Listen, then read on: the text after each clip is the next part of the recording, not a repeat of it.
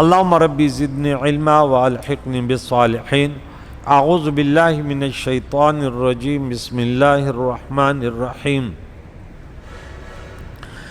لہم فیہا ما یشاؤون خالدین، کان علی ربک وعدا مسئولا، صدق اللہ العظیم۔ سورہ فرقان کی 15 آیتیں ہو گئی۔ یہاں سے آج ہمارا نیا درس ہے۔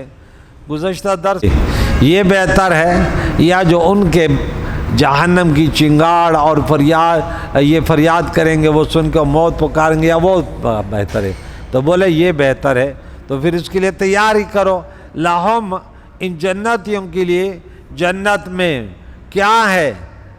ما یشاؤون، جو چاہیں وہ ہے، اور ہمیشہ رہیں گے خالدین۔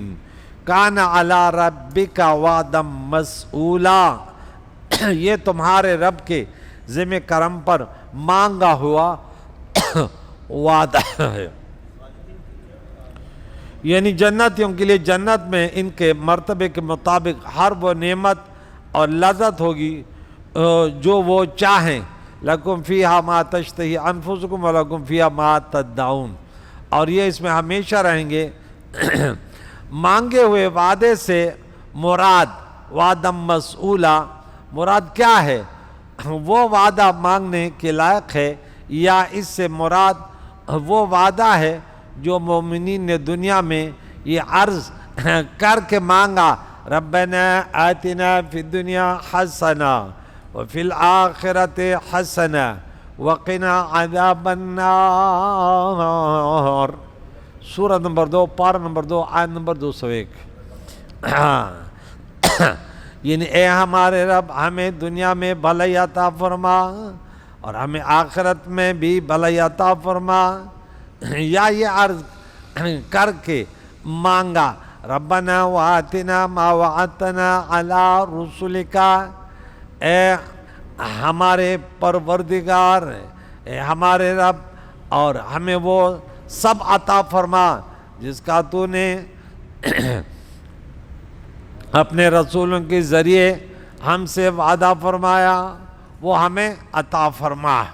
وَيَوْمَ يَحْشُرُهُمْ، کریم اللہ فرماتا ہے جس دن ہم انہیں محشور کریں گے، جمع کریں گے، انہیں قیامت کے دن دوبارہ ان کو جمع کریں گے۔ وَمَا يَعْبُدُونَ، اور ان کو، کافروں کو اور جن کو یہ پوچھتے تھے، ہاں ان بتوں کو اللہ کے سوا، فَيَقُولُ أَأَنْتُمْ أَضْلَلْتُمْ عِبَادِي، اللہ کریم ان بتوں سے کہے گا کیا تم نے میرے بندوں کو گمراہ کیا تھا؟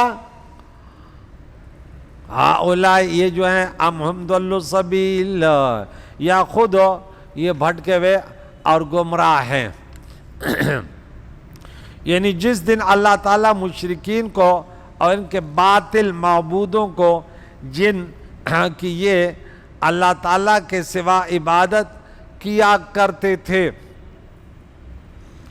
اللہ تعالیٰ جمع فرمائے گا تو ان معبودوں سے فرمائے گا، ان باطل معبودوں تھے جو پتھروں سے بنے ہوئے تھے، کیا میرے بندوں کو تم نے گمراہ کیا، یا یہ خود ہدایت کے راستے سے بھٹکے ہوئے تھے؟ اللہ تعالیٰ حقیقت حال کا جاننے والا ہے، اسے کچھ بھی مخفی نہیں ہے۔ یہ سوال مشرکین کو ذلیل کرنے کے لیے ہے، تاکہ ان کے معبود انہیں جھٹلائیں تو ان کی حسرت و ذلت اور زیادہ ہو۔ باطل معبودوں سے عام معبود مراد ہیں، چاہے وہ ذوی العقول ہوں یا غیر ذوی العقول، جبکہ کلبی نے کہا ان معبودوں سے بت مراد ہیں، انہیں اللہ تعالیٰ بولنے کی قوت عطا کرے گا کہ اب ان کو بولو۔ قالو، بت کہیں گے، سبحانک، تیری ذات پاک ہے، ما کان ینبغی لنا، ہمیں نہیں مناسب، ان یہ، نتخذ من دونک، کہ ہم تیرے علاوہ بنا لیں، من اولیاء، کچھ دوست، اولیاء مشکل کشا حقیقی، ولیکن متعتم، یا اللہ لیکن تم نے، یا اللہ تو نے انہیں فائدہ دیا، اور وہ آبا ان کے باپ دادوں کو انہیں ان کے باپ دادوں کو برتنے دیا، حتی نسوک ذکرہ، یہاں تک کہ یہ یا اللہ کریم ذکر یعنی تیری عبادت تیری بندگی کو بھلا بیٹھے، انہیں تیری یاد کو بھلا دیا۔ وَكَانُوا قَوْمًا بُورًا، یہ لوگ ہلاک ہونے والے ہی ہیں، ایک ہلاک شدہ قوم، یعنی وہ باطل معبود عرض کریں گے اے اللہ کریم تو اس سے پاک ہے، کوئی تیرے شریک کو مانے، اس سے تیری ذات پاک ہے کہ تیرا کوئی شریک ہو۔ خود ہمارے لیے ہرگز جائز نہیں تھا کہ ہم تیرے سوا کسی اور کو مددگار بنائیں، تو کیا ہم کسی دوسرے کو تیرے غیر کو معبود بنانے کا حکم کیسے دے سکتے؟ ہم نے ان کو کیسے بولا؟ ہم تو دنیا میں خود جماعت تھے، پتھر تھے، انہیں ہمیں تراش کر کے بنا کے مشکل کشا بنا لیے۔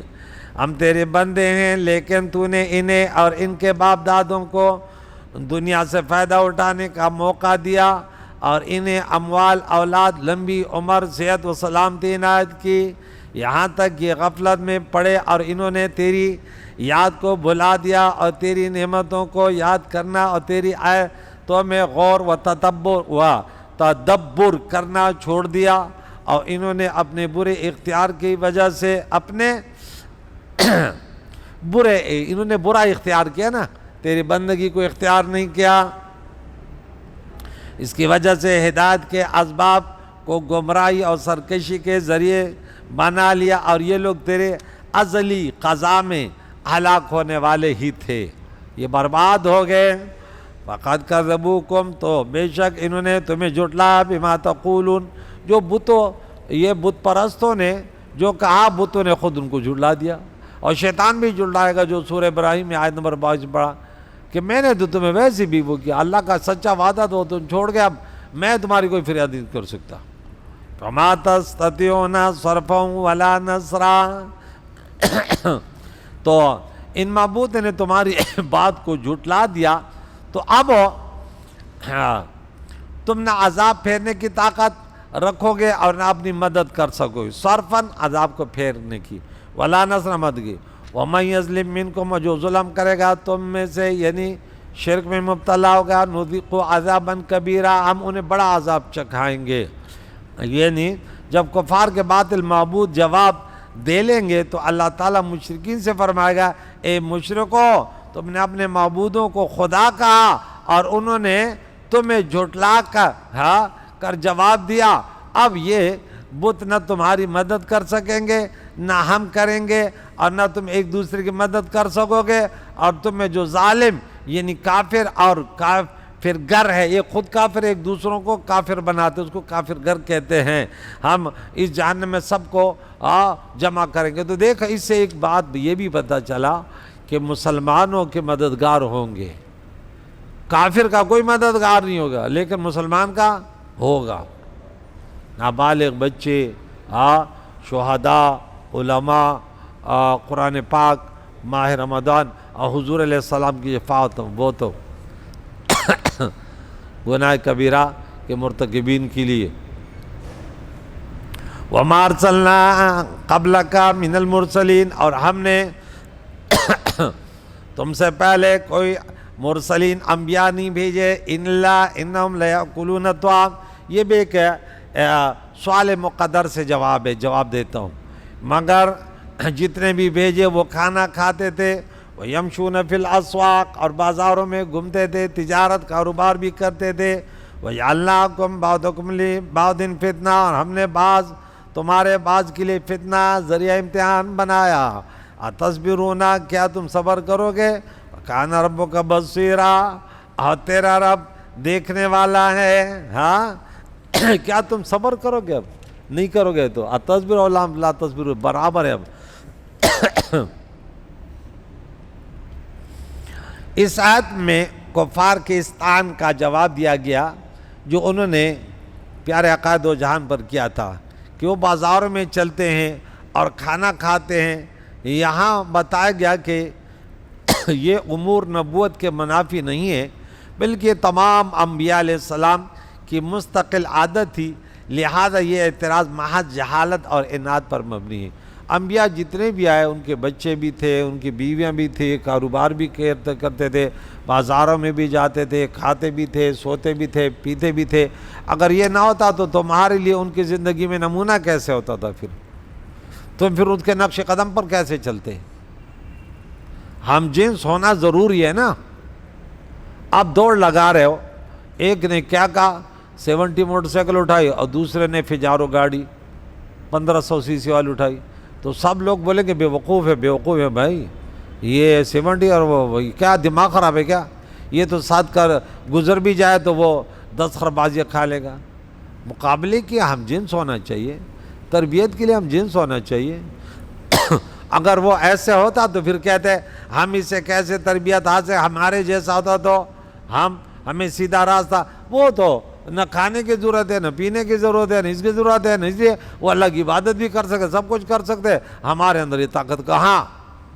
اب جب اللہ نے کہ تم میں سے ایک نبی مبعوث کیا تو اب تم کہتے ہو کہ ہمارے جیسا کیوں ہے، یہ کھاتا پیتا کیوں ہے، یہ کاروبار کیوں کرتا ہے؟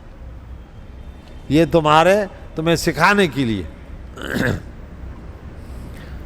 رب کریم فرماتا ہے وَجَعَلْنَا بَعْضَكُمْ لِبَعْضٍ فِتْنَةً، اور ہم نے تمہیں ایک دوسرے کے لیے آزمائش بنایا۔ ان میں 3 اقوال ہیں۔ نمبر 1، امیر لوگ جب اسلام لانے کا ارادہ کرتے تھے تو وہ غریب صحابہ کرام رضوان اللہ تعالی علیہم اجمعین کو دیکھ کر یہ خیال کرتے کہ یہ ہم سے پہلے اسلام لا چکے، اس لیے انہیں ہم پر ایک فضیلت رہے گی، اس خیال سے وہ اسلام قبول کرنے سے باز رہتے اور امیروں کے لیے غریب صحابہ کرام آزمائش بن جاتے کہ وہ کہتے یار یہ تو ہم سے آگے گئے تو ہم پھر اچھا کہ اسلام قبول نہیں کرے۔ نمبر 2، یہ آیت ابو جہل، ولید بن عقبہ، عاص بن وائل، سامیہ اور نضر بن حارث کے بارے میں نازل ہوئی۔ ان لوگوں نے حضرت ابو ذر، عبداللہ بن مسعود، عمار بن یاسر، بلال، حضرت صہیب اور عامر بن فہیرہ رضی اللہ تعالیٰ عنہم اجمعین کو دیکھا کہ پہلے سے اسلام لائے ہیں تو غرور سے کہا کہ ہم بھی اسلام لے آئیں تو انہیں جیسے ہم بھی ان جیسے ہو جائیں گے، تو ہم میں اور ان میں کیا فرق رہ جائے گا؟ ہم بڑے وڈیرے ہیں، ہم چودھری ہیں، ہم سردار ہیں، اور پھر ہم ایک جگہ۔ اسلام تو یہی دعوت دیتے نا کہ ایک ہی سب میں کھڑا ہوا محمود اور ایاز، نہ کوئی بندہ رہا نہ کوئی بندہ۔ علامہ اقبال نے کتنے پیارے پیارے شعر کہے۔ اقبال کی کیا بات ہے، ہاں؟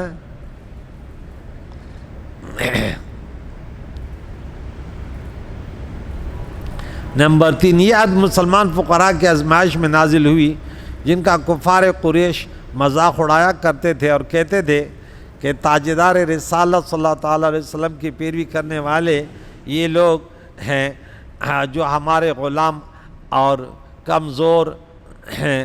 اللہ تعالیٰ نے یہ آیت نازل کی اور ان مؤمنین سے فرمایا کیا تم اس فقر و شدت پر اور کفار کی اس بدگوئی پر صبر کرو گے؟ تصبرون، اور اے حبیب صلی اللہ تعالیٰ علیہ وسلم تمہارا رب اس کو خوب دیکھنے والا ہے، جو صبر کرے اور اس کو بھی جو بے صبری کرے، دونوں کو اپنے اپنا جزا اور سزا ملے گی۔ اس آیت سے معلوم ہوا کہ دنیا کا مال نہ ہونا اور غربت کا شکار ہونا اللہ تعالیٰ کی طرف سے ایک آزمائش ہے۔ وَلَنَبْلُوَنَّكُمْ بِشَيْءٍ مِّنَ الْخَوْفِ وَالْجُوعِ وَنَقْصٍ مِّنَ الْأَمْوَالِ وَالْأَنفُسِ وَالثَّمَرَاتِ وَبَشِّرِ الصَّابِرِينَ، سورہ نمبر 2 پارہ نمبر 2 آیت نمبر 155۔ حضرت ابو ہریرہ رضی اللہ عنہ سے روایت ہے حضور علیہ الصلوۃ والسلام نے ارشاد فرمایا جب تم میں سے کوئی شخص اس کی طرف دیکھتا ہے جس کو اس پر مال اور شکل و صورت میں فضیلت حاصل ہو تو اس کو چاہیے کہ وہ اپنے سے کم درجے والے کی طرف دیکھے جس پر اسے فضیلت حاصل ہے، اپنے سے اوپر کو نہ دیکھے، حسن میں، جمال میں، مال میں، خاندان میں نہ دیکھے۔ اب قرآن پڑھا ہوا ہے تو وہ تو سمجھتا ہے کہ اللہ کریم نے بعض کو بعض فضیلت دی، اس کو نہیں دیکھنا چاہیے. وَلَا تَتَمَنَّوْا بِمَا فَضَّلَ اللَّهُ بَعْضَكُمْ عَلَىٰ بَعْضٍ. اس کی تمنا نہیں کرو کسی کو اللہ نے کہے. وہ تو خوبصورت کا بھی امتحان ہے, بدصورت کا بھی امتحان ہے, طاقتور کا بھی امتحان ہے, کمزور کا بھی امتحان ہے, دولت مند کا بھی امتحان ہے, ہر ایک کا. لیکن پاس ہر ایک اپنی جگہ ہو سکتا ہے. A1 گریڈ میں اگر وہ سمجھے کہ میرا امتحان ہے اور پاس ہونے کا طرز کیا ہے, ورنہ دولت مند بھی برباد ہو, غریب بھی برباد. دولت مند سمجھتے کہ میں اس قابل ہوں اور شراب و کبابوں میں لگ گیا, اور غریب مایوسی میں لگ گیا, اس کے چپچگیری کر گیا رہا, نہ ادھر کے رہے نہ ادھر کے رہے.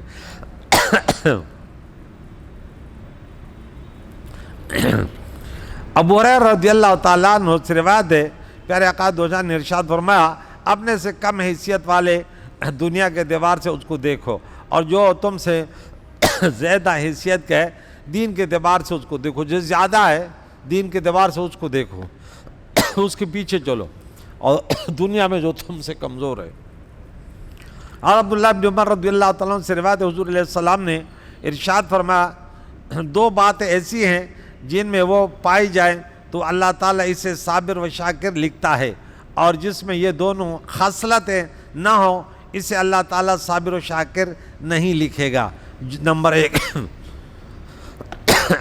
جو شخص دینی معاملات میں اپنے سے اوپر والے کی طرف دیکھے اور اس کی پیروی کرے کہ بھائی یہ 5 وقت یہاں مسجد میں آتا ہے, میں بھی جاؤں گا, یہ مغرب کے بعد اوابین پڑھتا ہے, میں بھی پڑھوں گا, یہ نیکی میں فاستبقوا الخیرات میں لگا ہوا ہے کہ یہ اتنی نیکی کرتا ہے, میں بھی کروں گا. نمبر 2, دنیوی امور میں اپنے سے نیچے والے کی طرف دیکھے اور اللہ تعالیٰ کا اس پر شکر ادا کرے کہ اسے اس پر فضیلت دی ہے. اب شاکرین میں ہو گیا ادھر. اور جو آدمی دینی امور میں اپنے سے نیچے والے کی طرف اور دنیاوی امور میں اپنے سے اوپر والے کی طرف دیکھے اور اس پر افسوس کرے جو اسے نہیں ملا, تو اللہ تعالیٰ اسے صابر و شاکر نہیں لکھا ہے. دین میں کیا کہتا ہے, ارے میں بھی تو پھر بھی کبھی کبھار نماز پڑھ لیتا ہوں, وہ ہمارا پڑوسی تو پڑھتا ہی نہیں ہے, میں تو ویسے بھی سگریٹ اور نسوار کر لیتا ہوں, میرا پڑوسی تو گٹکا کھاتا ہے. اور گٹکا خور کہتے ہیں ارے میں تو گٹکا اور نسوار اور سگریٹ پی لیتا ہوں, ارے میرا پڑوسی تو ہیرونی ہے. یہ بدبخت انسان ہے کیا کہ اپنے سے زیادہ بدتروں کو دیکھ رہا ہے کہ میں تو اسے اچھا ہوں. بھائی یہ چھوڑو, آپ سے کتنے لوگ آگے جا رہے ہیں ان کے پیچھے چلو. دنیا میں آپ سے کتنے لوگ کمزور ہیں اس کے پیچھے, اس کو دیکھو, شکر ادا کرو. اللہ تعالیٰ تمام مسلمانوں کو ان احادیث مبارکہ کو سن کر اس پر عمل کرے کہ دنیاوی اعتبار سے ہمیشہ صابرین ہو, اگر اچھے حالت میں تو شاکرین میں شامل ہونے کی کوشش کرے, اور اگر کمزور حالت میں تو صابرین میں. دونوں کے بڑے درجات ہیں دونوں کے, لیکن صابر تھوڑا زیادہ آگے ہے, تو اس لیے اللہ کے نبی نے بھی ان کو ترجیح دی ہے. کن کو؟ الفقر و فخری گزشتہ درس میں تھا کہ اللہ کے نبی نے فرمایا میں چاہوں تو میرے ساتھ تو تہامہ کے پہاڑ سونے کے بن کر چلیں گے, لیکن میں نہیں چاہتا.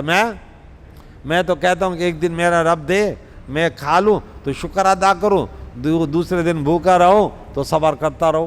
اللہ تعالیٰ اس پیارے کلام کو جو سورہ فرقان کی آج ہماری 20 آیت مبارکہ اور 2 رکوع ہو گئے, اللہ مزید اس قرآن کو بار بار ان بابرکت ایام میں کثرت سے میرے بھائیوں بہنوں اپنی زبانوں کو اللہ کے ذکر سے تر رکھو. بڑے پیارے ایام میں روزے رکھو, صدقات کرو, نماز کی تو خصوصیت کے ساتھ پابندی کرو, اپنے گناہوں پر استغفار کرو. یا اللہ ہمارے بیماروں کو شفا دے, بے روزگاروں کو رزق حلال, بے سہاروں کو سہارا, گناہگاروں کو توبہ کی توفیق یا رب. وصلی اللہ تعالی محمد و صحبہ اجمعین.